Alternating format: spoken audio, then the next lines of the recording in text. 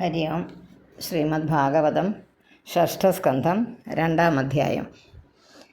ഇത് 49 ശ്ലോകങ്ങളാണ് ഉള്ളത്.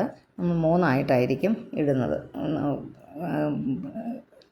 യൂട്യൂബിൽ അപ്ലോഡ് ചെയ്യുന്നത് 3ആയിട്ട് എന്നാണ് എൻ്റെ ഒരു ഇപ്പോഴത്തെ ഒരു ഇത്. പിന്നെ വായിച്ച് തുടങ്ങുമ്പോൾ ചിലപ്പം നമ്മൾ ഇത്രയും കൂടിയൊക്കെ പറഞ്ഞു പോവുകയില്ലേ, അതുകൊണ്ട്.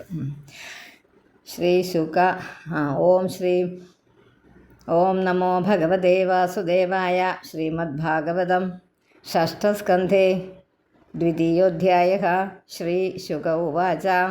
ഏവം തേ ഭഗവദ്ദൂത യമദൂതാഭിഭാഷിതം ഉപധാര്യാഥ താൻ രാജൻ പ്രത്യാഹുർനയകോവിദാഃ. ഏവം തേ ഭഗവദ്ദൂത യമദൂതാഭിഭാഷിതം ഉപധാര്യാഥ താൻ രാജൻ പ്രത്യാഹുർനയകോവിദാഃ. ഭഗവാൻ ശ്രീ ശുകമുനി ഇപ്രകാരം പറഞ്ഞു. ഈ ഭഗവാന്റെ ആ നാമത്തിനെക്കുറിച്ചുള്ള ആ മഹിമ യമദൂതന്മാരോട് പറഞ്ഞതിന് ശേഷം പാർഷദന്മാരായ ഈ 4 പേരോട് വന്നെന്ന് പറഞ്ഞല്ലോ, വിഷ്ണു പാർഷദന്മാർ, അവർ അജാമിളനെ വിഷ്ണു ലോകത്തിൽ എത്തിച്ചു എന്നതാണ് ഈ 2-ാം അധ്യായത്തിൽ പറയുന്നത്. യമദൂതന്മാർ ഇപ്രകാരം പറഞ്ഞതിൻ്റെ അർത്ഥം വേണ്ട വിധം ഈ മനസ്സിലാക്കിയ ശേഷം ഭഗവത് പാർഷദന്മാർ ഈ വിഷ്ണു ദൂതന്മാർ ആയിട്ടുള്ള ഭഗവത് പാർഷദന്മാർ അവരോടായിട്ട് പറയുന്നതാണ് അടുത്ത ശ്ലോകം. ആ ശ്ലോകങ്ങൾ വിഷ്ണുദൂതന്മാർ പറയുന്നതാണ് അടുത്ത ശ്ലോകങ്ങൾ കേട്ടോ. അതായത് അവർ പറഞ്ഞതെല്ലാം കേട്ടു യമദൂതന്മാർ, അതിനിടയിൽ കയറിയൊന്നും പറഞ്ഞില്ല. അവർ പറഞ്ഞതെല്ലാം കേട്ടു. ഇത് ധർമ്മം എങ്ങനെയാണ് നടത്തേണ്ടത് നിങ്ങൾക്ക് അറിഞ്ഞൂടെ, പിന്നെ ഇവിടെ ഞങ്ങൾ ചെയ്ത ധർമ്മമേ ഉള്ളെന്നാണ് അവർ പറഞ്ഞത്. അപ്പോൾ അതിനെക്കുറിച്ചുള്ള കാര്യങ്ങൾ കേട്ടതിന് ശേഷം വിഷ്ണുദൂതന്മാർ പറയുകയാണ് എങ്ങനെയാണെന്ന്, എന്തൊക്കെയാണെന്ന്. അപ്പോൾ ഇവിടെ അജാമിളനെ നിങ്ങൾക്ക് കൊണ്ടുപോകാൻ പറ്റില്ല എന്നാണ് പറഞ്ഞു വരുന്നത്. അതെന്തുകൊണ്ടാണ് നാരായണനാമം ജപിച്ചത്, അത് നമുക്ക് കഥ മുന്നേ അറിയാവുന്നതുകൊണ്ട്. ഇതിപ്പോൾ പറഞ്ഞു കൊടുക്കുന്നതായതുകൊണ്ട് നേരത്തെ അറിഞ്ഞുകൂടല്ലോ, അതുകൊണ്ടാണ് ഇങ്ങനെ പറയുന്നത്. പറയുക വിഷ്ണുദൂതന്മാർ ഇപ്രകാരം പറഞ്ഞു. അഹോ കഷ്ടം ധർമ്മദൃശാം അധർമ്മ സ്പൃശതേ സഭാം യത്ര ദണ്ഡ്യേഷു അപാപേഷു ദണ്ഡോ യൈർധ്രിയതേ വൃഥാ. അഹോ കഷ്ടം, നല്ല കഷ്ടമാണല്ലോ. ധർമ്മം അറിയുന്നവരുടെ, ധർമ്മദൃശ, ധർമ്മം മനസ്സിലാക്കുന്നവർ, കണ്ടവരുടെ, സഭയെ അധർമ്മ സ്പൃശതേ, അധർമ്മം എങ്ങനെയാണ് സ്പർശിക്കുന്നത്, എത്ര എന്ന് വെച്ചാൽ യാതൊന്നിനാൽ ആ പാപമില്ലാത്തവരും ദണ്ഡ്യന്മാരല്ലാത്തവർ, അദണ്ഡ്യേഷു ദണ്ഡിക്കപ്പെടുവാൻ അർഹതയില്ലാത്തവരുമായവർ യാതൊരുത്തരാൽ വെറുതെ ശിക്ഷ ഏറ്റുവാങ്ങുന്നു എന്ന് ആണ് ഇവിടെ മനസ്സിലാക്കുന്നത്. ഇവിടം തൊട്ട് 18 ശ്ലോകവും വിഷ്ണുദൂതന്മാരുടെ വാക്കുകളാണ്. ധർമ്മവും അധർമ്മത്തിനെയും കുറിച്ചും ഇപ്പോൾ പറയുന്നത് അത്രയേ ഉള്ളൂ. എന്താ നിങ്ങളിങ്ങനെ പറയുന്നതെന്ന് ചോദിച്ചപ്പോൾ അവർ വിഷ്ണുദൂതന്മാർ പറയുക ഈ കാര്യങ്ങൾ, 18 ശ്ലോകങ്ങൾ ഇതാ പറയുന്നത്. ഇത് തന്നെ എന്താണ് ധർമ്മം, എന്താണ് അധർമ്മം എന്നൊക്കെ ഉള്ളതിനെക്കുറിച്ച്. അഹോ കഷ്ടം ധർമ്മദൃശാം, അവിടെ ദൃശാം നാക്കുക. പിന്നെ അധർമ്മ സ്പൃശതേ സഭാം എത്ര ദണ്ഡ്യേഷു അപാപേഷു, ദണ്ഡ്യേഷു അപാപേഷു നാക്കണം. ദണ്ഡോ യൈർ ധ്രിയതേ വൃഥ. പ്രജാനാം പിതരോ യേച, ഇവിടെ നിന്ന് 8 അക്ഷരം. ശാസ്താര സാധവ സമാഹ യദി സ്യാത്തേഷു വൈഷമ്യം കം യാന്തി ശരണം പ്രജാ. പ്രജാനാം പിതരോ യേച ശാസ്താര സാധവ സമാഹ, അവിടെ എല്ലാം വിസർഗമുണ്ട്, അതെല്ലാം ഇരട്ടിച്ച് ഉച്ചരിക്കണം. പ്രജാനാം പിതരോ യേച ശാസ്താര സാധവ സമാഹ യദി സ്യാത്തേഷു വൈഷമ്യം കം യാന്തി ശരണം പ്രജാഹ. പ്രജകളെ പിതൃതുല്യമായ വാത്സല്യത്തോടു കൂടിയ പരിപാലിക്കുന്നവരും, അതുപോലെ തന്നെ സന്മാർഗത്തിലേക്ക്, അതുപോലെ സന്മാർഗത്തിൽ കൂടി നല്ല മാർഗത്തിൽ കൂടി സഞ്ചരിക്കുവാൻ ശാസിക്കുന്നവർ, ശാസിക്കുന്നവരും, അതുപോലെ അവരുടെ ഹിതമായ പ്രവൃത്തി ചെയ്ത് ഇഷ്ടം സാധിപ്പിക്കുന്നവരും, അവരെല്ലാവരിലും സമഭാവന, ഒന്നിലും ഒരു അത് പറയുന്നുണ്ട് എടുത്തെടുത്ത്. അത് നമ്മൾ ശ്രദ്ധിക്കണം കേട്ടോ. എല്ലാവരിലും സമഭാവന, ആരോടും പ്രത്യേക ഒരു കൂടുതലോ ഒരു കുറവോ തോന്നരുത്. അങ്ങനെയുള്ളവർ ആ മഹാജനങ്ങളാണ്. മഹാജനങ്ങളാണ്. എല്ലാവർക്കും അത് സാധ്യമല്ല, നമുക്കൊന്നും സാധ്യമല്ലല്ലേ. എല്ലാവരെയും സമഭാവനയോട് കാണാൻ നമുക്ക് ഒത്തിരി ബുദ്ധിമുട്ടൊക്കെ ഉണ്ട്. അങ്ങനെയുള്ളവർ എങ്ങനെയാണ് സമഭാവനയോട് കാണുന്നവരുണ്ടെങ്കിൽ അവർ ശരിക്കും പറഞ്ഞാൽ മഹാജനങ്ങളാണ്. അവരാൽ മര്യാദ വിട്ട് പ്രവർത്തിക്കാൻ തുടങ്ങിയാൽ അവർ തന്നെ ഈ നമ്മൾ ഏറ്റക്കുറച്ചിലില്ല, എല്ലാവരോടും സമഭാവനയോട് കാണുന്നവരാണെന്ന് പറയുന്നവർ ആ മര്യാദ വിട്ട് പ്രവർത്തിക്കാൻ തുടങ്ങിയാൽ ഈ പ്രജകൾ പിന്നെ ആരെയാണ് ശരണം പ്രാപിക്കുന്നത്? നീതിപീഠം അങ്ങനെയാണെന്നല്ലേ പറയുന്നത്. നമ്മൾ സുപ്രീം കോർട്ട് അങ്ങനെയാണെന്ന് പറയും. അപ്പോൾ കോർട്ടിൽ ആ ജഡ്ജി ഇരിക്കുന്നത് ജഡ്ജ് ചെയ്യാനാണ്. എന്താണ് വാദിക്കുന്നതിനകത്തെ സത്യവും അസത്യവും തിരിച്ചറിഞ്ഞ് സത്യത്തിൻ്റെ കൂടെ നിൽക്കുക എന്നുള്ളതാണ്. അപ്പോൾ അതിനകത്ത് ഒരുപാട് ഘടകങ്ങളുണ്ട്. നമ്മൾ ഈ കാര്യം പറയുമ്പോൾ അതുമായിട്ട് താരതമ്യപ്പെടുത്താൻ. കാരണം അവിടെ സാക്ഷി, അതിനകത്ത് എവിഡൻസുകളാണ് പ്രാധാന്യം. അതിന് ദൃക്സാക്ഷി ഉണ്ടെങ്കിൽ എളുപ്പമാണ്. അല്ലാതെ സാഹചര്യ തെളിവുകൾ എന്നൊക്കെ പറഞ്ഞ് നമ്മൾ തള്ളിവിടത്തില്ലേ. അവർക്കപ്പോൾ ഒരു നിരപരാധി പോലും ശിക്ഷിക്കപ്പെടരുതെന്നുള്ള ഇതുകൊണ്ടാണ്. അപ്പം ദണ്ഡ്യന്മാർ പക്ഷേ ദണ്ഡിക്കപ്പെടുകയും ചെയ്യണ്ടേ. അപ്പം ആ നീതിശാസ്ത്രം നീതിജ്ഞന്മാർ തന്നെ ആ തിരിച്ച് പ്രവർത്തിക്കാൻ തുടങ്ങിയാൽ പിന്നെ ആരെ നമ്മൾ ശരണം പ്രാപിക്കും? അല്ലേ? ശരിയായിട്ടുള്ളത് നടത്തുന്നു എന്നുള്ളത് നമ്മൾ സ്കൂളിലൊക്കെ പഠിക്കുമ്പോൾ ടീച്ചർമാരോട് നമ്മൾ പരാതി പോയി പറയും. ഒരു കുട്ടി എന്തെങ്കിലും നമ്മളുമായിട്ട് അത് ഈർച്ചയോ എന്തെങ്കിലും പ്രശ്നമുണ്ടെങ്കിൽ അപ്പോൾ അവർ തന്നെ മറ്റേവരുടെ സൈഡിൽ നിന്നാൽ എങ്ങനെയാണ്? അതാണ് ചോദ്യം. അത്രയേ ഉള്ളൂ. പ്രജാനാം പിതരോ, മക്കളെ പിതാവ് ശാസിക്കുന്നത് എങ്ങനെയാണോ അതുപോലെ പ്രജാനാം പിതരോ യേജ ശാസ്താര സാധവ സമമായിട്ട് കരുതുന്നവർ യതി സ്യാത്തേഷു വൈഷമ്യം യതി സ്യാത് അത് യതി സ്യാത് എന്നാ വാക്ക് കേട്ടോ. യതി സ്യാത് യേഷു എന്നാണ്. തേഷു യതി സ്യാത് തേഷു യതി സ്യാത് തേഷു ആ വാക്ക് അങ്ങനെയാണ്. യതി സ്യാത്തേഷു യതി സ്യാത് തേഷു യതി സ്യാത് തേഷു ഇങ്ങനെ വായിച്ചാൽ മതിയേ. അത് പിരിച്ചെഴുതേണ്ടവർ അങ്ങനെ എഴുതിക്കോണം. യതി സ്യാത് തേഷു അവരിൽ, തേഷു അവരിൽ, സ്യാത് യതി സ്യാത് അത് പ്രകാശിപ്പിക്കുന്ന, പ്രവർത്തിപ്പിക്കുന്ന എന്നൊക്കെ ഉള്ള അർത്ഥം. യതി സ്യാത് അങ്ങനെ ചെയ്യിക്കുന്ന. യതി സ്യാത് തേഷു വൈഷമ്യം പ്രജകൾ ആ വിഷമഭാവത്തെ പ്രജകൾ ആരെ പിന്നെ ശരണം യാന്തി കം യാന്തി ശരണം പ്രജ പിന്നെ ശരണം ആരെ കം ആരെ ഒക്കെ ചോദ്യങ്ങളാണ്. കിം എന്നൊക്കെ പറയുന്ന ചോദ്യങ്ങളായിട്ടാണ്. ആരെ ശരണം പ്രാപിക്കും? 4 യദ്യദാചരതി ശ്രേയാൻ യദ്യദാചരതി ശ്രേയാൻ നിതരസ്തദീഹതേ നിരതസ്തദ തദദ് ഈഹതേ തത്തത് ശ്രേയാൻ ഇതര തത്തത് ഈഹതേ. വാക്കുകൾ ഇങ്ങനെ വേണേൽ പിരിച്ചെഴുതേണ്ടവരെഴുതിക്കോളൂ. ശ്രേയാൻ ഇതര തത് സ വന്നത് അവിടെ ഇതരഹ എന്നുള്ളതുകൊണ്ടാണ്. ശ്രേയാൻ ഇതരഹ തത് ഈഹതേ സ യത് പ്രമാണം കുരുതേ അത് പ്രമാണമായി കരുതുന്നു. ലോകസ്തത് അനുവർത്തതേ ലോകം അതിനെ തത് അനുവർത്തതേ അനുസരിക്കുന്നു. അത് നമ്മൾ ഭഗവത്ഗീത പഠിച്ചിട്ടുള്ളതാണല്ലേ. യദ്യത് ആചരതി ശ്രേഷ്ഠ തത്തദേവോ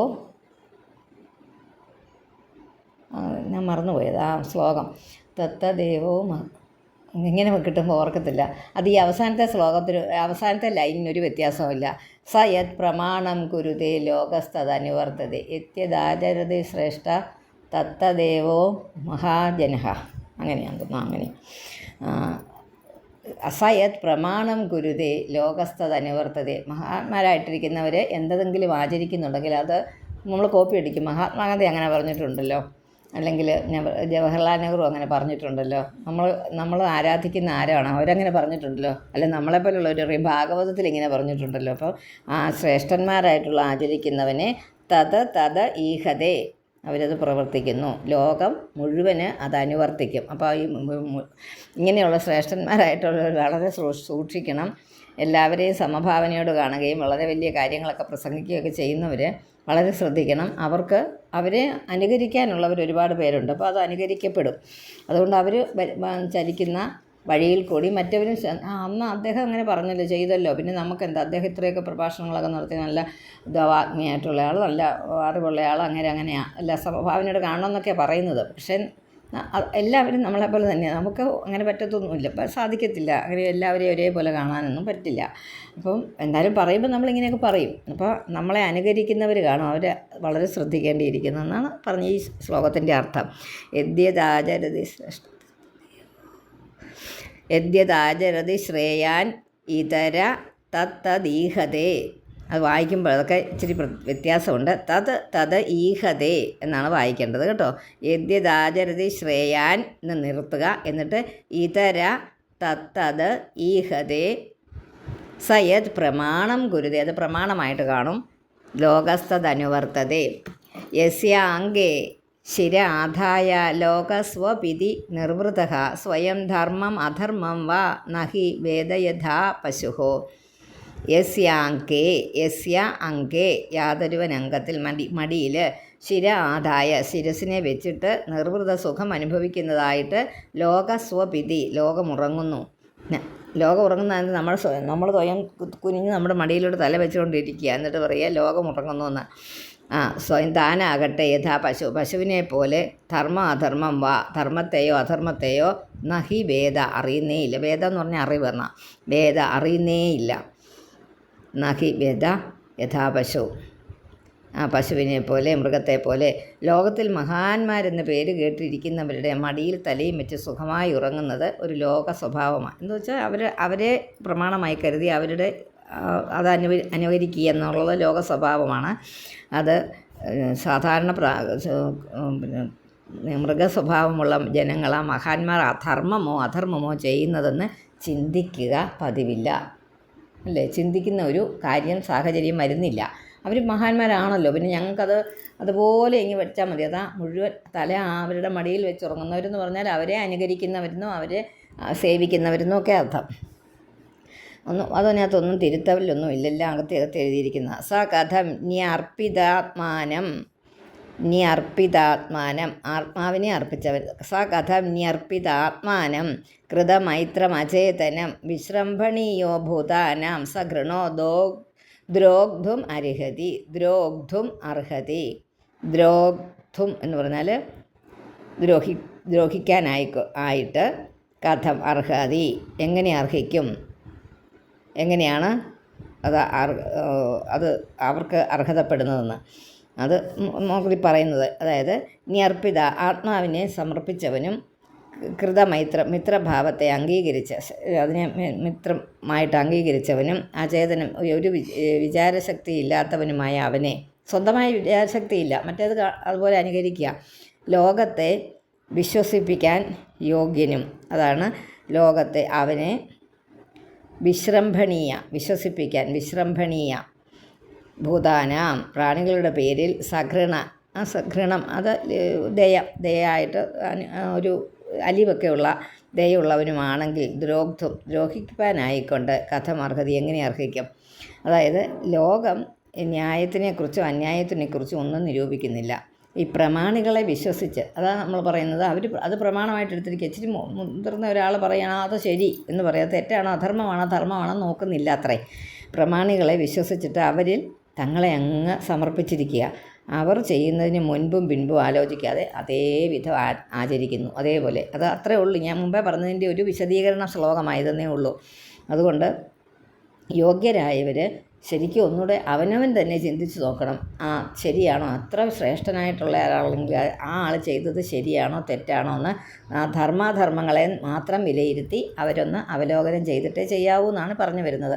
വിഷ്ണു പാർഷദന്മാർ പറയുന്നത് കേട്ടോ. 17ാമത്തെ ശ്ലോകം വരെ അതാ.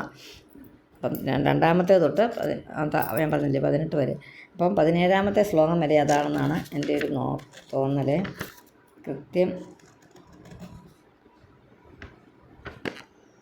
അതെ 17 18 19 വരെ 19 വരെയുള്ള ശ്ലോകങ്ങൾ ഈ വിഷ്ണു പാർഷദന്മാരുടെ പുരുഷാഭിഭാഷിരെ എന്ന് പറഞ്ഞ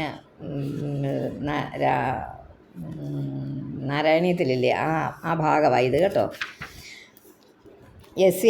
അത് വായിച്ചു. ഇനി 6ാമത്തെ സകഥം ന്യർപ്പിതാത്മാനം കൃതമൈത്രമചേതനം വിശ്രംഭണീയോ ഭൂതാനാം സഘൃണോ ദ്രോഗ്ധുമർഹതി അയം ഹി കൃതനിർവേശോ ജനകോടി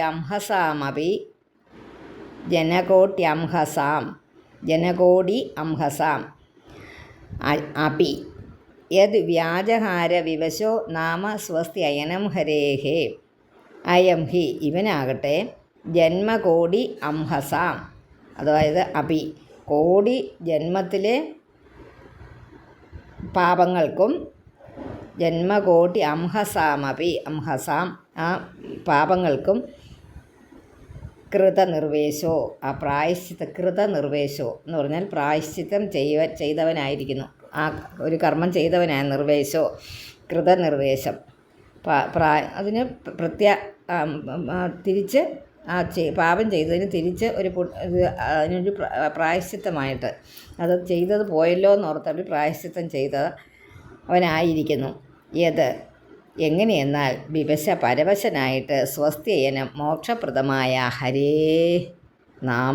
ഹരിനാമത്തെ ഉച്ചരിച്ചു, വ്യാജഹാര ഉച്ചരിച്ചു. അത് എന്തുകൊണ്ട് വ്യാജഹാര വായിക്കണം.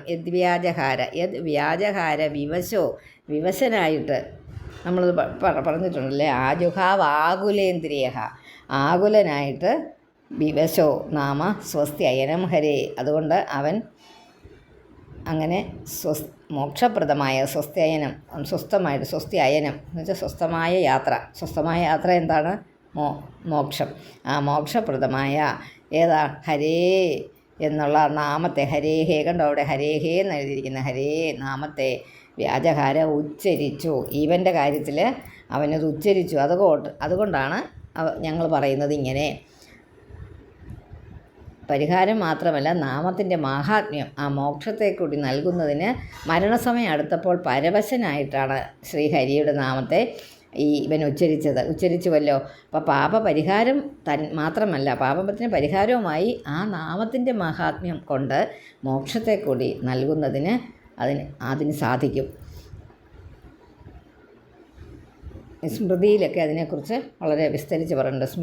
സ്മൃതിയില്ലേ, നമ്മൾ പറയത്തില്ലേ മനുസ്മൃതി, അത്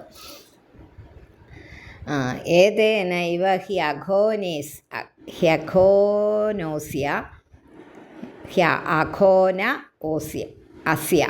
അഖോനാസ്യാണ് ഹി അഖോനോസ്യ ആയത്. ഏതേനൈവ ഹി അഖോനോസ്യ അവിടം വരെ. കൃതം സ്യാത് നിഷ്കൃതം യഥാ നാരായണായേതി ജഗാത ചതുരക്ഷരം. ആ നാമം, ആ നാലക്ഷരം ഒരു കീർത്തനത്തിൽ നമ്മൾ പാടാറുണ്ടല്ലേ. അറിയാതെ എങ്കിലും ആ 4 അക്ഷരം പറഞ്ഞിട്ടുണ്ടോ? ആ നാവിന്മേൽ വേണ്ടാത്തത് പലതും ഉച്ചരിക്കപ്പെടുന്ന നാവിന്മേൽ നിന്ന് ആ 4 അക്ഷരം ഇടയ്ക്കിടയ്ക്ക് വന്നുകൊണ്ടിരിക്കുക. ഉള്ളിൽ എപ്പോഴും നമ്മുടെ ആ മന്ത്രം നമ്മളിങ്ങനെ, അത് ഇന്നാൾ ഞാൻ എന്തോ പറഞ്ഞപ്പോൾ നമ്മുടെ ഉള്ളിൽ അതങ്ങനെ ശീലിച്ചാൽ അങ്ങനെ ഇരിക്കും കേട്ടോ. അതങ്ങനെ ഇരുന്നോളും എപ്പോഴും. നമ്മളിങ്ങനെ നടക്കുന്ന വഴിക്ക് പോകുന്ന വഴിക്ക് അതൊരു ശീലമാക്കിയാൽ ഉറക്കെയല്ല മനസ്സിലിങ്ങനെ നാരായണ ആദ്യം ഉറക്കെ ചൊല്ലുന്ന അസൗകര്യമായിട്ട് തോന്നും നമുക്ക്. തന്നെയുള്ളപ്പോൾ നമുക്കൊരു പ്രശ്നമില്ല. അങ്ങനെ ചെയ്ത് വേറെ ഉള്ളവരൊക്കെ ഉള്ളപ്പോൾ നമ്മളങ്ങനെ ഉറക്കെ പാടുമ്പോൾ ഇതന്നെ ഈ പ്രോഗ്രാം പറഞ്ഞു നടക്കുന്നതെന്നല്ല, മനസ്സിലിങ്ങനെ പറഞ്ഞു ചെയ്യുന്ന കർമ്മങ്ങൾ ചെയ്തോളുക. പക്ഷേ അവിടെ ഇങ്ങനെ ഇരിക്കും. അത് ഒരു മന്ത്രം നമ്മൾ ഈ അമ്പലത്തിലൊക്കെ ചെല്ലുമ്പോൾ ഇങ്ങനെ പതുക്കെ കേൾക്കുന്ന പോലെ നമുക്കത് ഉള്ളിലിങ്ങനെ ഇങ്ങനെ വന്നുകൊണ്ടിരിക്കും. അതങ്ങനെ ശീലിച്ചാൽ അത് ഒരു സുഖമാണ്. അത് നമുക്കിങ്ങനെ നമ്മളപ്പോഴൊക്കെ ഓർക്കുന്ന ഇടയ്ക്കിടയ്ക്ക് നമ്മൾ ഓർക്കും. ഇത് അറിയാതെ ഇങ്ങനെ ഉള്ളിൽ നാരായണ എന്ന്. അപ്പോൾ ഇങ്ങനെ അതിന് ഏറ്റവും എളുപ്പം നാരായണയാണ് കേട്ടോ. വേറെയൊക്കെ ഉള്ളതിനകത്ത് കുറേ കാര്യങ്ങൾ രാമരാമയും കുഴപ്പമില്ല. നമോ ഭഗവതേ വാസുദേവായ എന്ന് പറയാൻ നമുക്ക് ബുദ്ധിമുട്ടാണ്. വെറും വാസുദേവായ എന്ന് പറഞ്ഞാൽ മന്ത്രമാകുന്നുമില്ല. പക്ഷെ നാരായണായ എന്നുള്ളത് മന്ത്രമാകും, 4 അക്ഷരം. അതിങ്ങനെ പറഞ്ഞുകൊണ്ടിരിക്കുന്ന ഉള്ളിലിരിക്കുന്നത് വളരെ ഒരു സുഖമാണ്. അതൊന്ന് ശീലിച്ച് നോക്കിയാൽ നല്ലതാണ്. ഏതേനൈവ ഹ്യഘോനോസ്യ കൃതം സ്യാദ അഘ നിഷ്കൃതം യഥാ നാരായണായേതി ജഗാത ചതുരക്ഷരം. അഘോന അതായത് വളരെയധികം പാപിയായിരിക്കുന്ന, ഒരുപാട് പാപങ്ങൾ ചെയ്തവനായ അസ്യ ഇവൻ്റെ അഘനിഷ്കൃതം, ഈ പാപപ്രായച്ചിത്തം, അഘനിഷ്കൃതം നമ്മൾ മുമ്പേ പറഞ്ഞ ആ വാക്ക് അല്ലേ, കൃതനിർവേശമെന്ന് എന്ന് പറഞ്ഞ പോലെ നിഷ്കൃതം, ആ പാപത്തിന് പ്രായശ്ചിത്തം ഏതേന ഏവ ഇതുകൊണ്ട് തന്നെ കൃതം ആയി അത് മതിയെന്ന്. കൃതം ഹി യത് എന്തുകൊണ്ടെന്നാൽ ആ നാരായണ ആയ ഹേ നാരായണ എന്നുള്ള വരിക എന്നാണ് വിളിക്കുന്നത്. ആഹവാദ ആകുലേന്ദ്രിയക അല്ലേ, അതെപ്പോഴും ഓർത്തോണം കേട്ടോ. ആഹവാദ ആകുലേന്ദ്രിയക, വെറുതെ വിളിച്ചാൽ വരില്ല, ആകുലമായിട്ട് വിളിക്കണം. അതെപ്പോഴും നമുക്ക് വിളിക്കേണ്ടി വരുന്നില്ല. അതുകൊണ്ട് നമ്മളെപ്പോഴും അങ്ങനെ ആകുലമല്ല. കാരണം നമുക്ക് ഇപ്പോൾ സന്തോഷമാണെങ്കിൽ നമുക്കൊരു ദുഃഖം മുമ്പിലോട്ട് കിടപ്പുണ്ടെന്ന് ഒരിക്കലും തോന്നുന്നില്ല. ഇപ്പോൾ സുഖമായിട്ടിരിക്കുന്ന ഒരാളിൻ്റെ വിചാരം ഞാൻ എപ്പോഴും ജീവിതാവസാനം വരെ ഈ സുഖം എനിക്ക് കിട്ടിക്കൊണ്ടിരിക്കുന്ന ഇല്ല. ഇടയ്ക്കിടയ്ക്ക് വരും ദുഃഖം.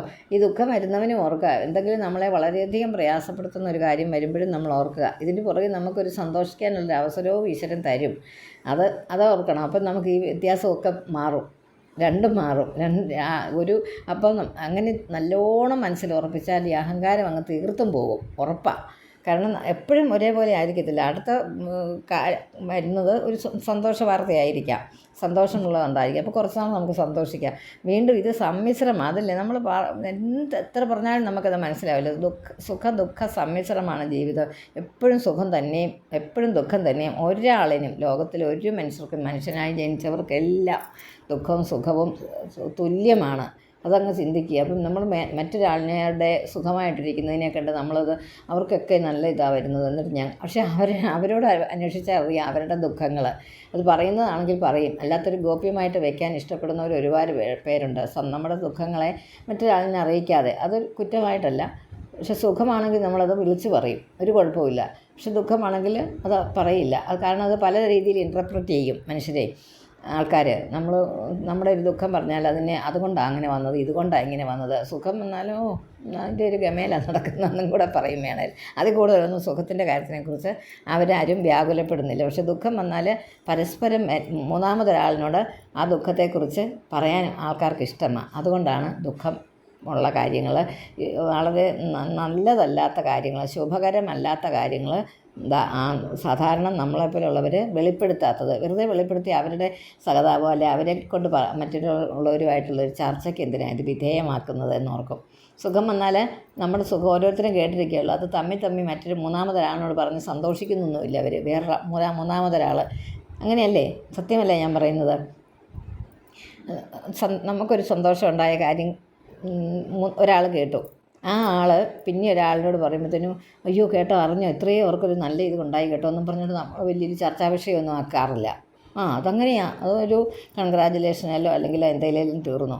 അല്ല മൂന്നാമതൊരാളുമായിട്ട് അയ്യോ അവർക്കങ്ങനെ നല്ല ഇതൊരു അനുഭവം ഉണ്ടായി കേട്ടോ, നല്ലൊരു ഇതായി അവർക്ക്, അങ്ങനെ ഒരു വലിയൊരു ഭാഗ്യം അവർക്ക് കിട്ടിയെന്നൊന്നും മൂന്നാല് പേര് തമ്മിലുള്ള ഒരു ചർച്ചയോ അവിടെ അതൊരു ചർച്ച ചെയ്യപ്പെടുന്ന വിഷയമോ ആകുന്നില്ല.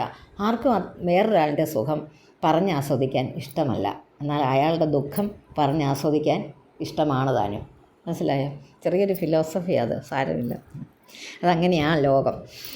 ഏതേനൈവ ഹ്യഘോനോസ്യ കൃതം സ്യാദ അഘനിഷ്കൃതം യഥാ നാരായണായേതി ജഗാത ചതുരക്ഷരം. ആ ചതുരക്ഷരം ഉച്ചരിച്ചുകൊണ്ട് അവൻ മോക്ഷത്തിനും അർഹനായി.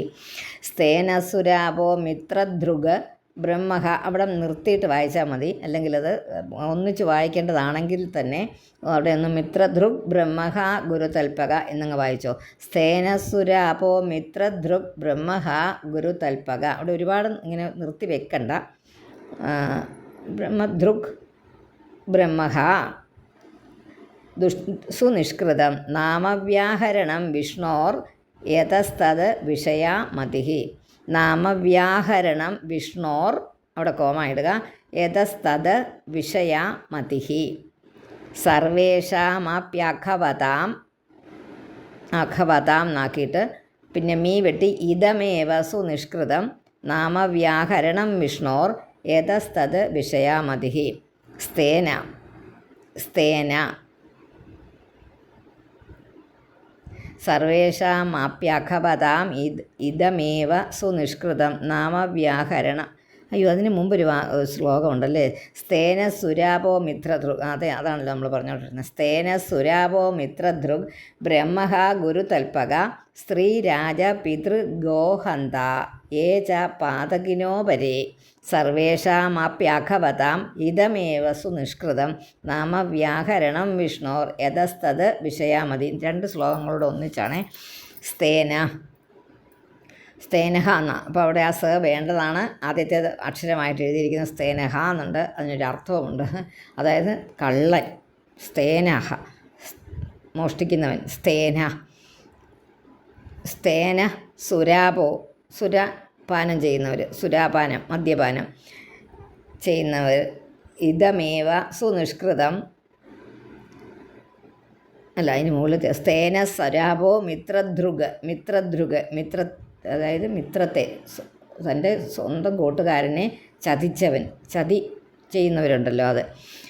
അതുപോലെ ഗുരുതൽപക ഗുരുവിനെ ഗുരുതൽപക ഗുരുപത്നിയെ ഗുരുപത്നിയോട് അനാവശ്യമായിട്ടുള്ള സ്നേഹം തോന്നുന്നവൻ. പിന്നെ സ്ത്രീ രാജ പിതൃ ഗോഹന്ത സ്ത്രീകളെ, ഗോക്കളെ, പിതാവിനെ ഒക്കെ ഹിംസിച്ചവൻ. കണ്ടോ, അവർക്ക് തുല്യമായിട്ടൊരു സ്ഥാനമാണ് പശുവിന് കൊടുത്തിരിക്കുന്നത്. അതുകൊണ്ടാണ് ഞാൻ എപ്പോഴും പറയുന്നത് ഈ കാളയും കാളയെന്ന് പറയുമ്പോൾ അതിനകത്ത് പശു ഉൾപ്പെടും. കറവ പറ്റിയ പശുവിനെ പിന്നെ എന്താ, ഇത്രയോ കറവ പറ്റിയ പശുക്കളുണ്ട്, അതിനെ എന്താ ചെയ്യുന്നത്? കൊന്ന് കോഴിയിൽ നിന്ന് അത് ഭക്ഷണം ആക്കുന്നവർക്ക് കൊടുക്കുക, അത് കഴിക്കരുത്. അത് പിന്നെ മഹാപാപമായിട്ടാണ് നമ്മുടെ പുസ്തകങ്ങളിലൊക്കെ പറയുന്നത് കേട്ടോ. പശുവിന് മാത്രം, ഗോവെന്നേ ഉള്ളൂ അത് പറയുന്നത്. കാളയും പറ്റും, കാരണം മഹാദേവൻ്റെ വാഹനമാണ്, അതിനെയൊക്കെ തിന്നുന്നത് ശരിയല്ല. പിന്നെ സ്ത്രീ രാജ പിതൃ ഗോഹന്ത, ഈ 3 കാര്യങ്ങൾ എല്ലായിടത്തും പറയുന്നുണ്ട്. സ്ത്രീകളെ ദ്രോഹിച്ചവൻ, പിന്നെ രാജാവ്, ഭരിക്കുന്ന രാജാവിനെ പഴി പറഞ്ഞവൻ, പിതാവ്, അതുപോലെ പശു, ഇതിനെയൊക്കെ ഹിംസിച്ചവൻ. എങ്ങനെയാ വലിയ തെറ്റാ. ഏ ച പാതകിനോപരേ അപരേ പാതകിന, അന്യരായ പാതകികൾ യാതൊരുവരോ അവർ. അങ്ങനെയാണ് ഇതിനകത്ത് എഴുതിയിരിക്കുന്ന. അങ്ങനെയാണ് ഇതിനകത്ത് അടുത്ത ലൈനും കൂടെ വരുന്നത്. സർവേഷാമപ്യഖവതാം സർവേഷാം അപി അഖവതാം അഖവതാം സർവേഷാം അപി, അതെല്ലാം അഖം പാപം, ആ പാപം ചെയ്തവരായിട്ടുള്ള എല്ലാവർക്കും ഇതമേവ ഇത് തന്നെ ശ്രേഷ്ഠമായ സുനിഷ്കൃതം, ശ്രേഷ്ഠമായ പ്രായശ്ചിത്തം സുനിഷ്കൃതം വിഷ്ണോഹോ എന്നാണ് എഴുതിയിരിക്കുന്നത്. വിഷ്ണുവിൻ്റെ നാമവ്യാഹരണം നാമ ഉച്ചാരണം യാതൊന്നിനാൽ തദ് വിഷയാമതി അവനെക്കുറിച്ചുള്ള വിചാരം, മതി ബുദ്ധി, തദ് വിഷയാമതിഹി അതാ അവനെക്കുറിച്ചുള്ള വിചാരം, അതിനെക്കുറിച്ച് ബുദ്ധിയിൽ ഓർക്കുന്നത്, അത് മതി സർവ്വപാപങ്ങൾക്കും. ഈ വിഷ്ണു പാർഷദന്മാർ പറയുന്ന ഇതെല്ലാം കേട്ടോ. അപ്പോൾ നമുക്ക് പെട്ടെന്ന് അറിയാം ഇന്നതാണെന്ന് കാര്യം. സർവേഷാമപ്യഖവതാം എന്നാക്കിയിട്ട് മീ വെട്ടി ഇതമേവ സുനിഷ്കൃതം നാമവ്യാഹരണം വിഷ്ണോർ അവിടെ നിർത്തുക. യതസ്തത് വിഷയാമതിഹി. ഇവിടെ അതിൻ്റെ മുകളിലത്തേനകത്ത് ഒന്നും നിർത്തണ്ട. സ്തേന സുരാപോ മിത്രധൃഗ് ബ്രഹ്മഹ ഗുരുതൽപക. മിത്രധൃഗ് എന്ന് പറയുന്നിടത്ത് ഒരു കോമ ഇട്ടോണേ. സ്തേന സുരാപോ മിത്രധൃഗ്, അതായത് മിത്രത്തെ വഞ്ചിച്ചവൻ, നമ്മളെ വിശ്വസിക്കുന്നവരെ വഞ്ചിക്കുക, ചതിക്കുന്നത്, അത് വലിയ തെറ്റ്. അതുപോലെ ഗുരുപത്നിയെ ഒക്കെ വേണ്ടാത്ത രീതിയിൽ കണ്ണുകൊണ്ട് വേണ്ടാത്ത രീതിയിലുള്ള കണ്ണുകൊണ്ട് കാണുന്നത്. അതുപോലെ സ്ത്രീകളെ ഉപദ്രവിക്കുന്നവരെ, രാജാവിനെ കൊല്ലുന്നവരെ, പിതാവിനെ കൊല്ലുന്നവരെ, പശുവിനെ കൊന്ന് ഭക്ഷിക്കുന്നവർ, ഇതെല്ലാം പാപങ്ങളാണെന്ന് പറയുന്നതാണ്. അതുകൊണ്ട് പ്രായശ്ചിത്തം എന്താ? നാമോച്ചാരണം, ഈശ്വരനെ വിളിക്കുക. ഇഷ്ടംപോലെ നമ്മൾ മനസ്സിൽ നമ്മൾ വിശ്വാസത്തോടെ വിളിക്കുക, ഭഗവാനെ വിളിക്കുക. അതൊരു വലിയ, ഈ പാപങ്ങളെല്ലാം തീരാൻ ഒറ്റ കാര്യമേ ഉള്ളൂ, ഭഗവാനെ ആശ്രയിക്കുക. അല്ലാതെ പാപങ്ങൾ തീരത്തില്ല. അപ്പോൾ നമ്മളെ ഈശ്വരനെ വിളിക്കുക. നമ്മൾ എങ്ങനെയാകവാത ആകുലേന്ദ്രിയക, നമ്മൾ ദീനമായിട്ട് കരഞ്ഞുകൊണ്ട് വിളിക്കണം. അല്ലാതെ വെറുതെ ചുമ്മാ ഒരു രസത്തിന് ചൊല്ലിപ്പോകുകയല്ല ചെയ്യേണ്ടത്. നമ്മുടെ മനസ്സിൽ തട്ടി ഈശ്വരനെ വിളിച്ചാലേ അത് ഭഗവാൻ നമുക്ക് നന്മ തരത്തുള്ളൂ. അല്ലെങ്കിൽ അത് പ്രായശ്ചിത്തമായിട്ട് പരിഗണിക്കുകയില്ല കേട്ടോ. അതോർത്തോണം. നമ്മൾ വേറെ ആരും എന്നെ രക്ഷിക്കാനില്ല. ഞാൻ പറയുന്ന ലളിതമായ ഭാഷയിൽ പറഞ്ഞാൽ, നമ്മളെ രക്ഷിക്കാൻ ആരെങ്കിലുമൊക്കെ വരുമെന്ന്, അല്ലെ വൈദ്യശാസ്ത്രം നമ്മളെ രക്ഷിക്കുമെന്ന് ഒന്നും കരുതണ്ട. അവരാരും നമ്മളെ രക്ഷിക്കുകയില്ല. ഭഗവാൻ മാത്രം, ഈശ്വരന് മാത്രമേ നമ്മളെ രക്ഷിക്കാൻ കഴിയുള്ളൂ, വേറെ ആർക്കും പറ്റില്ല. അപ്പോൾ അത് ഉള്ളിൽ നല്ലോണം വിചാരിച്ചുകൊണ്ട് എപ്പോഴും നമ്മൾ ഈശ്വരൻ്റെ ഒരു വിചാരം മനസ്സിൽ ഇങ്ങനെ കൊണ്ട് നടക്കുക. അത് എളുപ്പമാണ്. എപ്പോഴും ഇങ്ങനെ മനസ്സിൽ ഓർത്തുകൊണ്ടിരുന്നാൽ എപ്പോഴും നമുക്കത് വരും. നമ്മളൊന്നിലും അഹങ്കരിക്കുകയില്ല. കാരണം നമുക്ക് ഉണ്ടായത് പോകാം, ഇനിയുള്ളത് ഇല്ലാതിരിക്കുന്നത് നമുക്ക് ഉണ്ടാകുകയും ചെയ്യാം. അപ്പം നമുക്കില്ലാത്തതിനെക്കുറിച്ച് നമ്മളിപ്പോൾ ഇരുന്ന് ദുഃഖിക്കണ്ട. നമുക്ക് വരും, അതിനിയും വരുന്നുണ്ട്. അപ്പോൾ അതിനെക്കുറിച്ച് ദുഃഖിക്കണോ? വരുമ്പോൾ നമുക്ക് സന്തോഷം വരുമല്ലോ. അങ്ങനെ ഓർക്കുക. അതായത് ശുഭാപ്തി വിശ്വാസം എന്നൊക്കെ ഉള്ള ആൾക്കാർ പറയും. നല്ലത് വരുമെന്ന് ഓർത്തിരിക്കുക, നല്ലതിനെ പ്രതീക്ഷിക്കുക. ദുഃഖം വരുമ്പോൾ എപ്പോഴും അയ്യോ എനിക്ക് വന്നേ ദുഃഖം എന്നും പറഞ്ഞിട്ട് കരഞ്ഞുകൊണ്ടിരിക്കാതെ, ഈശ്വരനുണ്ടല്ലോ എൻ്റെ കൂടെ, എനിക്കിനി അതൊക്കെ മാറി എനിക്കൊരു സുഖമായ ഒരു അവസ്ഥ വരും എന്ന് ഞാനങ്ങ് കരുതുക. ഇത്രയേ ഉള്ളൂ ഇവിടെ പറയുന്നത് കേട്ടോ. അതുകൊണ്ട് നാമം ജപിച്ചവർക്ക് നരകത്തിൽ പോകേണ്ടി വരികയില്ല. അത്രയേ ഉള്ളൂ. ഇത് വിഷ്ണു പാർഷദന്മാർ കൂട്ടിക്കൊണ്ട് പൊക്കോളൂ എന്നാണ് പറയുന്നത്. അതിന് വിഷ്ണു പാർഷദന്മാർ വരണമെങ്കിൽ നാരായണ ജപിക്കണം, നാരായണ മനസ്സിലുണ്ടാകണം. നിഷ്കൃതൈര് ഉദിതൈർ ബ്രഹ്മവാദിഭിഃ തഥാ വിശുദ്ധ്യത്യഘവാൻ വ്രതാദിഭിഃ യഥാ ഹരേർനാമപദൈരുദാഹൃതൈഃ തദുത്തമ ശ്ലോക ഗുണോപലംഭകം. അത് ശ്ലോകമാണ്. നിഷ്കൃതൈരുദിതൈർ ബ്രഹ്മവാദിഭിഃ തഥാ വിശുദ്ധി അത്യഘവാൻ വിശുദ്ധ്യതി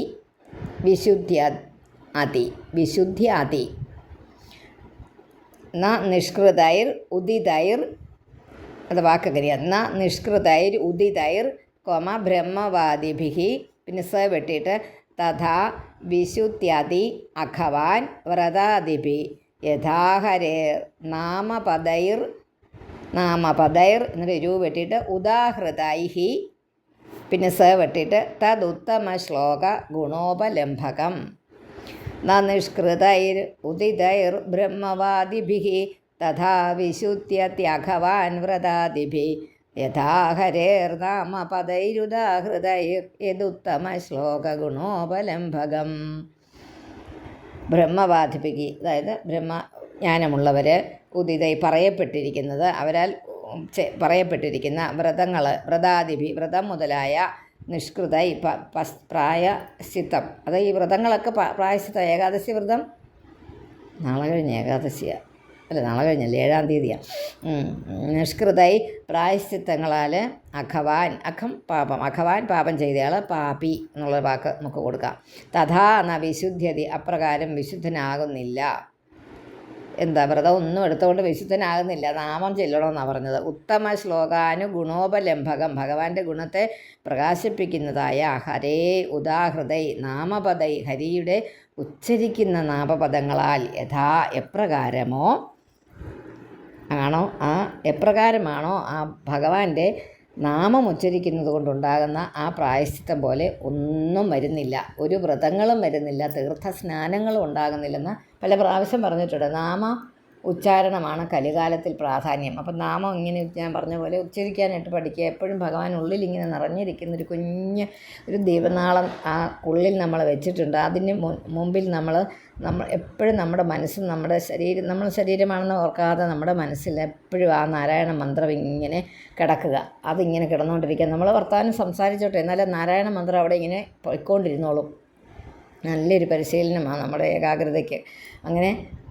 അങ്ങനെ പറഞ്ഞുകൊണ്ടിരുന്നാൽ പാർഷദന്മാർ നമ്മളെ കൂട്ടിക്കൊണ്ട് പൊക്കോളും. കാലന് ഇങ്ങോട്ട് യാതൊരു അടുക്കലും ഉണ്ടാകില്ല. നമുക്ക് പേടി ഉണ്ടാവില്ല എന്നാണ് പറയുന്നത്. പേടിയെന്ന് പറയുന്നത് ശരിക്കും പറഞ്ഞാൽ മരണഭയം എന്ന് പറഞ്ഞാൽ മരിക്കുന്ന സമയത്തൊന്നും അങ്ങനത്തെ ഒന്നും ശാസ്ത്രങ്ങളും പറയുന്നത് അങ്ങനെയാണ്. അപ്പോഴൊന്നും നമുക്ക് ഭയമൊന്നും തോന്നുന്നുണ്ടെന്നൊന്നും പറയുന്നില്ല. പക്ഷേ നമ്മൾ ബോധമുള്ളപ്പോൾ നമുക്ക് ആ ഒരു പേടി ഉണ്ടാകാൻ സാധ്യത വളരെ കുറവാണ്. കാരണം ഈശ്വരൻ നമ്മുടെ കൂടെ ഉണ്ടെന്ന് വിശ്വസിക്കുന്ന അത്ര അടിയുറച്ച വിശ്വാസമുള്ള ഒരാളിന് ഭയം ഉണ്ടാവുകയില്ല. മരണം ഉണ്ടാകും എന്നുള്ളത് ഉറപ്പായിട്ട് എപ്പോഴും ഇരിക്കുക. ഭയം ഉണ്ടാകാതിരിക്കാനുള്ള ഏക മാർഗ്ഗം അതേ ഉള്ളൂ. മരണം ഉണ്ടാകും എന്നുള്ള അറിവ്, ആ സത്യം മനസ്സിലാക്കുക. അതുകൊണ്ട് അതിനെക്കുറിച്ച് നമ്മൾ ഭയക്കാനൊന്നുമില്ല. എന്താ ഇത്രയും നാളൊക്കെ ചെയ്തു, അല്ലെങ്കിൽ എൻ്റെ കർമ്മം കഴിഞ്ഞെങ്കിൽ എന്നെ ഭഗവാൻ എൻ്റെ അടുത്തോട്ട് എത്തിക്കുക, അതായിരിക്കും നിശ്ചയം. അത്ര തന്നെ. അങ്ങനെ ഉണ്ടാകുന്നുണ്ടല്ലോ. നമ്മളിങ്ങനെ കൂട്ടത്തിലിങ്ങനെ കൊച്ചിലെയൊന്നും നമുക്ക് തോന്നില്ലായിരുന്നു. ഇപ്പം നമുക്ക് നമ്മുടെ പ്രായത്തിലുള്ളവർ നമ്മുടെ ഇങ്ങനെ ഒരുപാടെണ്ണം കണ്ട് നമുക്കത് മനസ്സിലായി. അതിനായി മരിച്ചെടുത്ത് പോകണം എന്നൊക്കെ പറയുന്നത്. കാരണം അതുണ്ടാകും എന്നുള്ളത് ഇന്ന് നാളെ എനിക്കും എന്നുള്ളത് തറച്ച ഒരു ഇതിൽ നമുക്കിരിക്കാം. അപ്പോൾ ആ സമയത്ത് പേടി ഉണ്ടാവാതിരിക്കാൻ, അത് മരണഭയം ഉണ്ടാകാതിരിക്കാനായിട്ട് അതിനെക്കുറിച്ച് ഓർത്തും ദുഃഖിക്കാനില്ല. എപ്പോഴാണെങ്കിലും ഇപ്പോഴും നല്ല ആരോഗ്യമായിട്ടിരിക്കുമ്പോഴും നമ്മളതിനെക്കുറിച്ച് ഭയപ്പെടാതിരിക്കാനായിട്ടാണ് ഈ വഴികളൊക്കെ പറയുന്നത് കേട്ടോ. അതുകൊണ്ട് നാമ ഉച്ചാരണം മാത്രമേ പാപം ഇല്ലാതാക്കാനായിട്ടുള്ള പ്രായശ്ചിത്തം. പാപം ഇല്ലാതാക്കാൻ പ്രായശ്ചിത്തമുണ്ട്, അത് വ്രതാദികളൊന്നുമല്ല എന്നാണ് പറഞ്ഞത്. വ്രതാദികൾ കൊണ്ട് മാത്രം കിട്ടുകയില്ല. അതിൻ്റെ കൂട്ടത്തിൽ ഹരിയുടെ നാമങ്ങൾ പറഞ്ഞുകൊണ്ടിരിക്കണം. നൈകാന്തികം തദ്ധികൃതേപി നിഷ്കൃതേ മനഃ പുനർധാവതി ചേതസത്പഥേ തത്കർമ്മ നിർഹാരം അഭീപ്സതാം ഹരേർ ഗുണാനുവാദ ഖലു സത്വഭാവനാം. നൈകാന്തികം തദ്ധി കൃതേപി നിഷ്കൃതേ മനഃ പുനർധാവതി ചേതസത്പഥേ തത്കർമ്മ നിർഹാരം അഭീപ്സതാം ഹരേർ ഗുണാനുവാദ ഖലു സത്വഭാവനാം. നൈകാന്തികം തദ്ധി ഹൃദയേപി നിഷ്കൃതേ മനഃപുനർധാവതി ചേതസത്പഥേ. മനസ്സ് നൈകാന്തികം നിഷ്കൃതേ പ്രായശ്ചിത്തം കൃതേ അപി ചെയ്തിരിക്കുമ്പോഴും മനസ്സ് അസത്പഥേ മനഃപുനർധാവതി ചേത അസത്പഥേ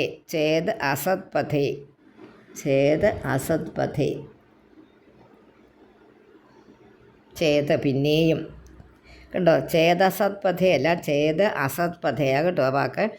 മനഃപുനർധാവതി ചേത് അസത്പഥേ. ആ ചേതായുടെ സ്വായുടെ ഇടയ്ക്കൊരു ആ എഴുതിക്കേ, ചെറിയ പെൻസിൽ വെച്ച്. ചേത് അസത് പഥേ, അസത്തായിട്ടുള്ള അസന്മാർഗത്തിൽ സഞ്ചരിക്കുന്ന ആണ്. ആ മാർഗത്തിൽ കൂടി ധാവതി പിന്നെയും സഞ്ചരിക്കുന്നുണ്ടെങ്കിൽ അത് ഏകാന്തികം, അത് എത്ര നല്ലതല്ല. അതുകൊണ്ട് കർമ്മനിർഹാരം എന്ന് പറഞ്ഞാൽ അവിടെ അത് കർമ്മനിർഹാരം, കർമ്മപരിഹാരത്തെ അഭീപ്സത ആഗ്രഹിക്കുന്നവർക്ക്, കർമ്മത്തെ നിർത്തുന്നിടത്ത് നിർത്തുന്നതിന് ആഗ്രഹിക്കുന്നവർക്ക് ഹരിയുടെ ഗുണകീർത്തനം സത്വഭാവന ഖലു അന്ധകരണത്തിന് നല്ല ശോധകമാകും. നന്നായിട്ട് വരും ആൾക്കാർ, ആളിൻ്റെ സ്വഭാവങ്ങൾ. പാപങ്ങൾക്കുള്ള പ്രായശ്ചിത്തം എല്ലാം ചെയ്ത് കഴിഞ്ഞ ശേഷവും മനസ്സ് പിന്നെയും വീണ്ടും അങ്ങോട്ട് പോകാൻ ചലിക്കുന്ന പക്ഷം പിന്നെയും പാപം ചെയ്യുവാൻ വരുന്ന കൊണ്ട് പ്രായശ്ചിത്തം ആത്യന്തികമായ ശുദ്ധിയെ അതുകൊണ്ട് പറ്റുകയില്ല. കാരണം നമ്മൾ ഗംഗാസ്നാനം ചെയ്തു, നമ്മൾ പ്രയാശ്രാദ്ധം ഊട്ടി, അല്ലെങ്കിൽ നമ്മൾ ഏകാദശി വ്രതാദികളൊക്കെ എടുത്തു, ആ പാപം പോയി. പക്ഷേ നമ്മൾ വീണ്ടും അസന്മാർഗത്തിലോട്ട് പോവുക. അപ്പോൾ പാപം ചെയ്യുക, പരിഹാരം ചെയ്യുക, പാപം ചെയ്യുക, പരിഹാരം ചെയ്യുക, ഇതൊരു ക്രിയയായിട്ട് മാറിക്കൊണ്ടിരിക്കും. അങ്ങനെ മാറാതിരിക്കണമെങ്കിൽ എന്താ വേണം? അസത്പഥേ, പിന്നെ അസത്പഥത്തിലോട്ട് പോകാതിരിക്കണമെങ്കിൽ നമ്മൾ വീണ്ടും നാമം ചൊല്ലിക്കൊണ്ടിരിക്കണം. അപ്പോൾ എന്താ അതിൻ്റെ ആത്യന്തികമായിട്ട് പറഞ്ഞാൽ നാമം ചൊല്ലുക, ഉള്ളിൽ എപ്പോഴും ഈശ്വരൻ വിചാരം ഉണ്ടായിരിക്കുക. എപ്പോഴും തെളിഞ്ഞു നിൽക്കുന്ന ഒരു ഈശ്വര രൂപം നമ്മുടെ മനസ്സിലുണ്ട്. നല്ല ഒരു തെളിഞ്ഞ ഒരു പ്രഭ നമ്മുടെ മനസ്സിലിരിക്കുക. അത് ഈശ്വരനാണെന്ന് തിരിച്ചറിയുക. അങ്ങനെ ഇരിക്കട്ടെ. ആ തിരിച്ചറിവ് ഉള്ള ഒരാളിന് അസന്മാർഗത്തിൽ പോകാൻ സാധിക്കുമോ? അത് പറ. നമ്മുടെ അടുത്ത്, നമ്മുടെ കൂടെ ഈശ്വരൻ ഭഗവാൻ നിൽക്കുന്നുണ്ടെന്ന് നമുക്ക് ബോധമായിട്ട് ഓർക്കുക. അല്ലാതെ ഉണ്ടാകുകയില്ലെന്ന് നമുക്ക് പറയണ്ട, ഉണ്ട് എന്ന് തന്നെ അങ്ങ് വിശ്വസിച്ചിട്ടിരിക്കുക. നമ്മളെ കണ്ടുകൊണ്ടിരിക്കുന്ന ഒരാൾ നമ്മുടെ കൂടെ ഉണ്ടെങ്കിൽ നമ്മളൊരു തെറ്റ് ചെയ്യുമോ ഇല്ലയോ? തെറ്റാണെന്ന് അറിഞ്ഞുകൊണ്ട് ചെയ്യുമോ? അത് ഇല്ല. അപ്പോൾ അങ്ങനെ ഒരാളുണ്ട് നമ്മുടെ കൂടെ എപ്പോഴും. നമ്മൾ കാണുന്നില്ലെന്നേ ഉള്ളൂ. എല്ലാം അറിയുന്ന ഒരാളുണ്ടെന്ന് നമ്മൾ പറയാറില്ലേ? അത് സത്യമായിട്ട് കരുതുക. ആ ആളുണ്ട്. അപ്പോൾ അതൊരു കുഴപ്പമാണ്. ആ ആളുണ്ടെന്ന് ഓർക്കുമ്പം എന്താ കുഴപ്പം? നമുക്കൊരു തെറ്റെന്ന് അറിഞ്ഞുകൊണ്ട് ആ തെറ്റ് നമ്മൾക്ക് ചെയ്യാൻ പറ്റില്ല. തെറ്റെന്നറിഞ്ഞുകൊണ്ട് ഒരു വാക്ക് നമുക്ക് ഉച്ചരിക്കാൻ പറ്റില്ല. ഒരു മനുഷ്യനെ വേദനിപ്പിക്കുന്ന ഒരു വാക്ക് നമുക്ക് പറയാൻ പറ്റില്ല. നമ്മൾ പറയാൻ തുടങ്ങുമായിരിക്കും. അപ്പം നമ്മുടെ ഉള്ളിലിരിക്കുന്ന ആ ഒരു നമ്മൾ ആ നാരായണ മന്ത്രം ജപിക്കുക മനസ്സിൽ. ആ ആളിൻ്റെ നാവ് കൊണ്ട് ആ വേറൊരാളിന് വേദന ഉണ്ടായിക്കോട്ടെ, അവനിച്ചിരി വിഷമിക്കട്ടെ എന്നോർത്ത് നമ്മൾ ഒരു വാക്ക് നമ്മുടെ കയ്യിൽ നിന്ന് വരികയില്ല. അറിയാതെ ചിലപ്പോൾ നമ്മൾ പറയുന്നതായിരിക്കില്ല മറ്റൊരാളിന് മനസ്സിലാകുന്നത്. അങ്ങനെ ചിലപ്പോൾ വരാറുണ്ട്. തെറ്റിദ്ധാരണ എന്ന് പറയുന്നതിനെ അങ്ങനെ ഉണ്ടാകുമായിരിക്കും. പക്ഷേ നമ്മൾ വീണ്ടും വിചാരത്തോടു കൂടിയേ സംസാരിക്കുകയുള്ളൂ, വിവേകത്തോടു കൂടിയേ സംസാരിക്കുകയുള്ളൂ. ഒരുപാട് സംസാരിക്കുന്ന ആളായിക്കോട്ടെ, സുഖകരമായ കാര്യങ്ങൾ പറയുകയാണെങ്കിൽ എത്ര നേരം വേണമെങ്കിലും സംസാരിക്കുക, അല്ലേ? അല്ലാത്തവർക്ക് എപ്പോഴും ദൂഷിച്ച് അവരുടെ കൂടെ കുറച്ച് നേരം ഇരുന്നാൽ നമുക്കൂടെ അങ്ങനെയുള്ളിടത്തൊന്ന് പതുക്കെ സ്കൂട്ടാകുക എന്ന് പറയില്ലേ ഇപ്പോൾ, അതുപോലെ പൊക്കോളുക. അങ്ങനത്തെ ഉള്ളിടത്ത് അധികം നേരം നിൽക്കാതിരിക്കുക. നൈകാന്തികം ദദ്ധി കൃതേപി നിഷ്കൃതേ മന പുനർധാവതി ചേത അസത്പഥേ. അവിടെ ഒരു അസത് എഴുതണം കേട്ടോ, അല്ലെങ്കിൽ അത് നമ്മൾ ഉച്ചരിക്കും ചേതസത്പഥേ എന്നാകും. മന പുനർധാവതി അസത്പഥേ. അപ്പോൾ തന്നെ നമുക്ക് അതാ ഞാൻ പറഞ്ഞു, എനിക്ക് തോന്നുന്നു ഈ വായിക്കുന്നതിനുള്ള നമ്മുടെ കുഴപ്പം കൊണ്ടാണ് നമ്മൾ പിന്നെ മനസ്സിലാകാതെ പോകുന്നത്. അസത് പഥം എന്ന് പറഞ്ഞാൽ അസത്തായിട്ടുള്ള പഥം എന്ന് പറഞ്ഞാൽ വഴി എന്നറിയാമല്ലോ. പുനർധാവതി അസത് പഥേ തത് കർമ്മ നിർഹാരം അഭീപ്സതാം ഹരേഹേ ഗുണാനുപാത ഖലു സത്വഭാവന. സത്വഭാവം അങ്ങനെ ഉണ്ടായിക്കൊണ്ടിരിക്കും. അധൈനം മാപനയത്ര അധ ഏനം അപനയത എന്നാണ്. അപനയത അധൈനം അപനയത കൃതാശേഷാഖ നിഷ്കൃതം യദസൗ ഭഗവത് നാമ മ്രിയമാണ സമഗ്രഹീത്. മരണസമയത്ത് ഭഗവാന്റെ നാമത്തെ, നാരായണ ശബ്ദത്തെ മുഴുവനായിട്ട് ഉച്ചരിച്ചത് കൊണ്ട് ഈ ആൾ സകല പാപത്തിൽ നിന്നും പരിഹാരമായ ആ പ്രായശ്ചിത്തം ചെയ്തു കഴിഞ്ഞു. ഇവനെ നിങ്ങൾ ശരിയായ വഴിയിൽ കൂടി കൊണ്ടുപോകരുത്. ശരിയല്ലാത്ത വഴിയിൽ കൂടി എന്ന് വെച്ചാൽ ആ ദുർഘടമായ വഴിയിൽ കൂടി നിങ്ങൾക്ക് കൊണ്ടുപോകാൻ പറ്റില്ല, നിങ്ങൾ കൊണ്ടുപോകരുത്. അതായത് കൃതാശേഷാഖ നിഷ്കൃതം, സകല അശേഷമായ സകല പാപത്തിനും പ്രായശ്ചിത്തം ചെയ്തിരിക്കുന്ന ഏനം ഇവനെ അപനയത അപമാർഗത്തിൽ കൂടി കൊണ്ടുപോകേണ്ട. എന്ന് പറഞ്ഞാൽ നിഷേധ വാക്കാതല്ലേ, നിഷാദ അരുത് എന്നാണ് പറയുന്നത്. ഏത് അസൗ യാതൊന്ന് കാരണമായിട്ടാണോ ഇവൻ മരിക്കുന്നവനായിട്ട് ഭഗവത് നാമ ഭഗവാന്റെ നാമത്തെ സമഗ്രഹീത പൂർണ്ണമായി ഗ്രഹിച്ചു. മരണസമയത്ത് മരിക്കാൻ പോകുന്ന ആ സമയത്ത് പൂർണ്ണമായിട്ട് ഭഗവാന്റെ നാമത്തെ ജപിച്ചു. അതുകൊണ്ട് നാരായണ എന്നുള്ള നാമം വിളിച്ചു. എങ്ങനെ? ആഹവാദ ആകുലേന്ദ്രിയ. അതുകൊണ്ട് ഭഗവാനെ അങ്ങനെ വിളിച്ചതുകൊണ്ട് ആ പ്രായശ്ചിത്തം ചെയ്തു കഴിഞ്ഞു. അവനെ ഇനി അടുത്ത ദുർഘടമായ മാർഗത്തിൽ കൂടി നിങ്ങൾക്ക് കൊണ്ടുപോകാൻ പറ്റില്ല. അപനയത അവിടെ എങ്ങനെയാക്കണേ? അധൈനം അപനയത അപമാർഗത്തിൽ കൂടി കൊണ്ടുപോകാൻ പറ്റില്ല. അപനയത അധൈനം അപനയത കൃതാശേഷ ആഘ നിഷ്കൃതം യദസോ ഭഗവത് നാമ മ്രിയമാണ സമഗ്രഹീത്. സാങ്കേത്യം പാരിഹാസ്യം വാ സ്തോഭം ഹേളനമേവ വാ വൈകുണ്ഠനാമഗ്രഹണം എന്നാക്കുക. പിന്നെ അശേഷാഖഹരം വിദുഹോ, അന്നത്തെ ഒറ്റ തിരുത്തൽ മാത്രമേ ഉള്ളൂ. വൈകുണ്ഠ നാമഗ്രഹണം പിന്നെ വെട്ടിയിട്ട് അശേഷാഖഹരം വിദുഹോ. അതായത് അത് നമുക്കറിയാവുന്ന സാങ്കേത്യം പാരിഹാസ്യം വളരെ അറിഞ്ഞുകൊണ്ടോ പരിഹാസത്തെ കൊണ്ടോ ഒരു കളിയാക്കി രസപൂർത്തിയെ അപേക്ഷിച്ചിട്ടോ എങ്ങനെയെങ്കിലും ഭഗവാനെ ഉദ്ദേശിച്ചല്ല എങ്കിലും ഹേളനം അവജ്ഞയാലോ ചെയ്തതായ വൈകുണ്ഠനാമിയാര വൈകുണ്ഠത്തിൽ വസിക്കുന്ന ഭഗവാന്റെ അശേഷ അറിയുന്ന സകല പാപകരം ആണ് അത്. അശേഷ ആഖഹരം സകല പാപങ്ങളും ഇല്ലാതെ ആക്കുന്നതാണ് എന്ന് വിദുഹു അറിയുന്നു. വിദുഹു അറിയുന്നു. വിദുഷി എന്നൊക്കെ പറഞ്ഞ വിദ്വാൻ എന്നൊക്കെയുള്ള വാക്ക് അറിവെന്നുള്ളതിനകത്തുനിന്ന് വന്ന വേദ അറിവെന്നാണ്. അതിൽ നിന്ന് വന്ന വാക്കുകളാണ് വിദുഷി വിദ്വാൻ എന്നൊക്കെ. അതാണ് ഹിന്ദി വിദ്വാൻ, സംസ്കൃത വിദ്വാൻ എന്നൊക്കെ അങ്ങനെയുള്ള ഇതിലൊരു അതൊക്കെ അർത്ഥം ഉണ്ടായിട്ടുള്ളതാണ് കേട്ടോ. അല്ലാതെ ചുമ്മാ ഒരു പേരിന് ചുമ്മാ നമ്മുടെ ഒരു സ്റ്റൈലിനൊരു പേരൊന്നുമല്ല. അത് അറിയുന്നവൻ എന്നുള്ള അർത്ഥത്തിൽ അറിയുന്നവൻ. വിദു അറിയുന്നു. വിദുഹു അറിയുന്നു. ആ ധാതുവിൽ നിന്ന് വന്നതാണെന്നാണ് പറഞ്ഞത്. ഇവൻ ഭഗവാനെ ഉദ്ദേശിച്ചൊന്നും അല്ലല്ലോ നാരായണ എന്ന് വിളിച്ചത്, പുത്രനെ ഉദ്ദേശിച്ചല്ലേ, അതെങ്ങനെ പ്രായശ്ചിത്തമാകും എന്നുള്ള ഒരു ശങ്കയുണ്ടല്ലോ നമുക്ക്, ഒരു സംശയം. ആ സംശയത്തിനുള്ള സമാധാനമാണ് അത് പുത്രാദികൾക്ക് പറഞ്ഞിരിക്കുന്ന രാമ, കൃഷ്ണ എന്നിങ്ങനെയുള്ള ഓരോ പേരുകൾ, സങ്കേതനാമങ്ങൾ.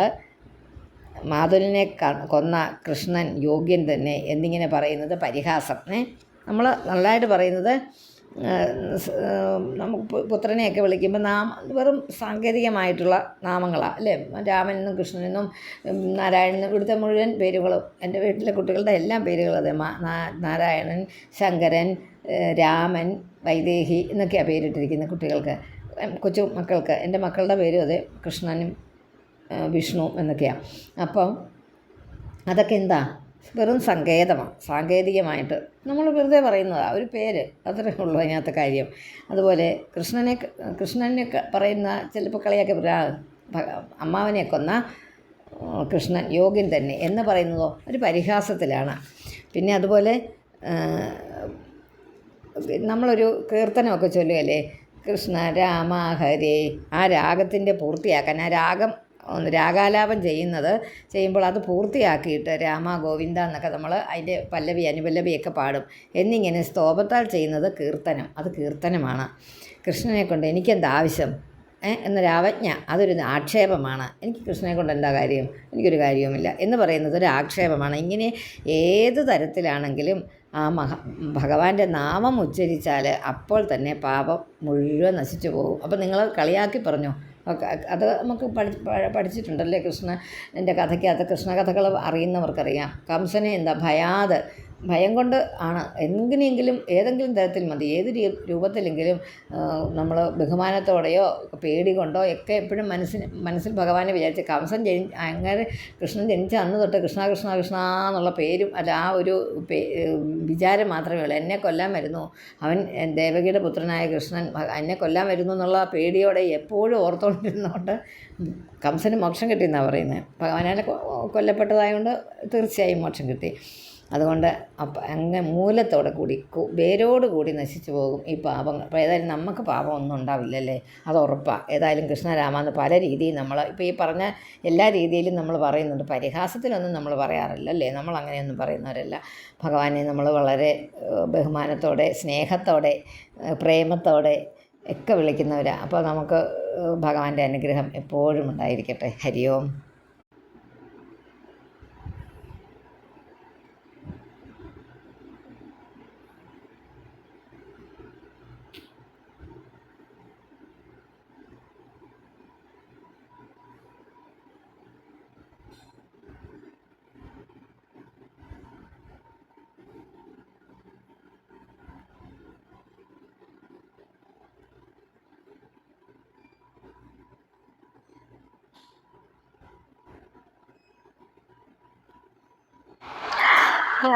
കൊണ്ടേന്തു തുഷ